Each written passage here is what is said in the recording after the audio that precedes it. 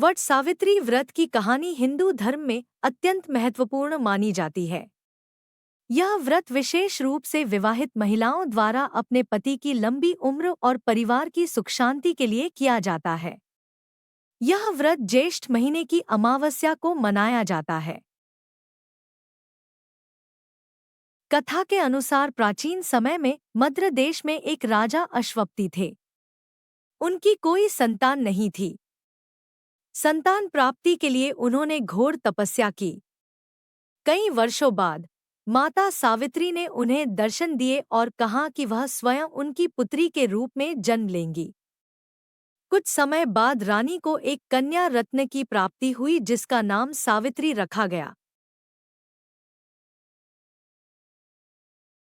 सावित्री जब युवा हुई तो उसने सत्यवान नाम के एक तपस्वी से विवाह किया।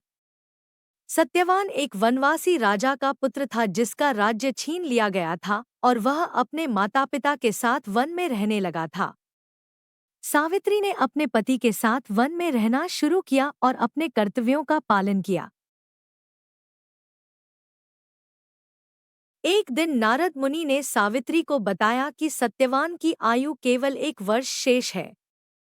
यह सुनकर सावित्री ने अपने पति की लंबी उम्र के लिए घोर तपस्या करने का निश्चय किया। उसने वट वृक्ष के नीचे बैठकर 3 दिनों तक उपवास किया। जब सत्यवान का अंतिम दिन आया तो वह लकड़ी काटने के लिए वन में गया। उसी समय यमराज आए और सत्यवान की आत्मा को लेने लगे। सावित्री ने यमराज का पीछा किया और अपने पतिव्रता धर्म की महिमा से उन्हें प्रभावित किया। सावित्री की भक्ति और दृढ़ संकल्प से प्रभावित होकर यमराज ने सत्यवान को जीवनदान दे दिया और उन्हें लंबी उम्र का वरदान दिया।